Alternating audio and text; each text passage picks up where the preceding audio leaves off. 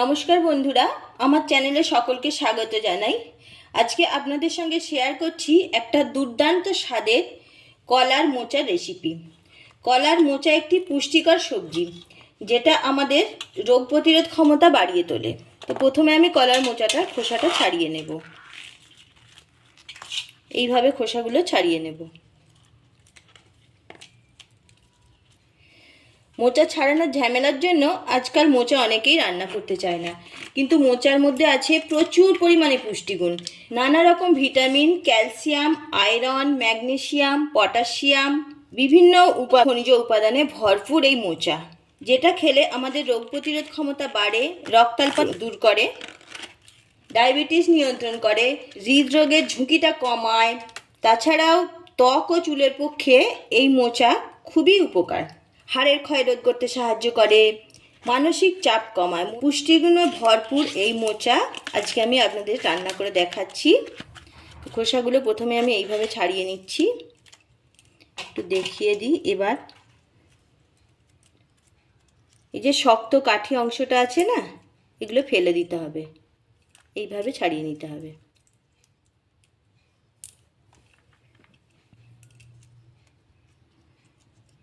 এইভাবে মোচাগুলো ছাড়িয়ে নিচ্ছি। সম্পূর্ণ ছাড়িয়ে আমি কেটে ফিরে আসছি। মোচাগুলো কাটা হয়ে গেছে, দেখুন এইভাবে কেটে নিয়েছি। জলের মধ্যে হলুদ আর নুন দিয়ে দিয়েছি। এটা 2 ঘন্টা ভিজিয়ে রেখে দেবো। ভিজিয়ে রেখে দিলে মোচার যে কষটা থাকে না, কষটা উঠে যাবে। তারপর এটাকে রান্না করব। সম্পূর্ণ ভিডিওটা স্কিপ না করে দেখতে থাকুন কিভাবে আমি মোচার রেসিপিটা বানাচ্ছি। মোচাগুলো 2 ঘন্টা জলে ভিজিয়ে রাখার পরে আমি তুলে নিয়েছি, ছেঁকে নিয়েছি। এবার মোচাগুলোকে খুব ভালোভাবে সিদ্ধ করে নেব। তার জন্য নিয়ে নিয়েছি একটা প্রেসার কুকার। প্রেসার কুকারের মধ্যে দিয়ে দিচ্ছি মোচাগুলো প্রেসার কুকারে দিয়ে দিয়েছি।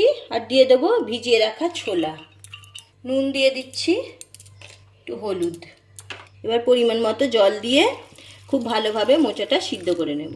মোচাটা সিদ্ধ হতে হতে আমি একটা মশলার পেস্ট বানিয়ে নেব। দিয়ে দিচ্ছি আদা, 2টো শুকনো লঙ্কা আর 2টো কাঁচা লঙ্কা, জিরা। ভালোভাবে পেস্ট বানিয়ে নেব। গ্যাস অন করে কড়াইতে সরষের তেল দিয়ে দিয়েছি। তেল গরম হয়ে গেছে, ডুমো করে কেটে রাখা আলু ভেজে নিচ্ছি। সামান্য হলুদ, আলুগুলো ভালোভাবে ভেজে নিচ্ছি। আলুগুলো ভাজা হয়ে গেছে, তুলে নিচ্ছি। আলুগুলো তুলে নিয়েছি। ওই তেলের মধ্যেই ফোড়ন দিয়ে দিচ্ছি। দিয়ে দিচ্ছি তেজপাতা, শুকনো লঙ্কা, জিরা আর গোটা গরম মশলা। এলাচটা আমি ফাটিয়ে দিয়েছি। ফোড়নটা একটু নাড়াচাড়া করে ভেজে নিচ্ছি। ফোড়নটা ভাজা হয়ে গেছে, আমি নারকেল কোড়ানো কিছুটা দিয়ে দিচ্ছি। কোড়ানো নারকেলটা কয়েক সেকেন্ড নাড়াচাড়া করে ভেজে নিচ্ছি। এর মধ্যেই দিয়ে দিচ্ছি টমেটো কুচি। ভালোভাবে ভাজবো। টমেটোগুলোও নাড়াচাড়া করে নারকেলের সাথে ভেজে নিয়েছি। এবার পেস্ট করে রাখা মশলাটা দিয়ে দিচ্ছি। হলুদ গুঁড়ো দিয়ে দিলাম। আমি এখানে আর কোনো মশলা অ্যাড করবো না।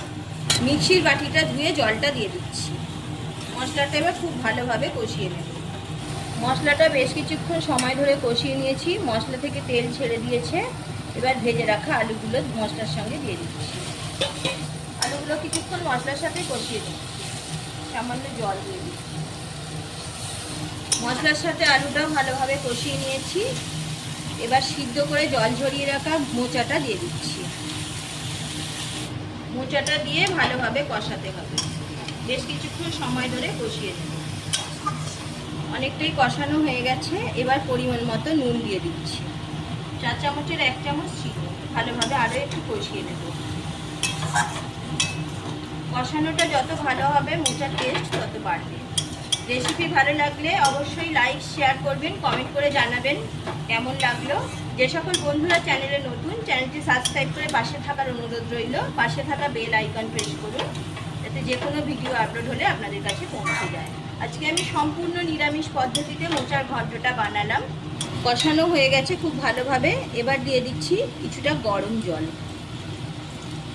ঢাকনা দিয়ে কিছুক্ষণ রান্না হতে দেব। রান্নাটা খুলে নিয়েছি। আলু মোচা খুব ভালোভাবে সিদ্ধ হয়ে গেছে।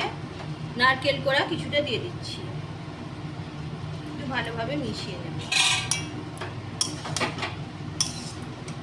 কয়েকটা আলু একটু ভেঙে দিচ্ছি, একটু মোচার ঘন্ট বানাচ্ছি, ওকে বললে ভালো লাগে।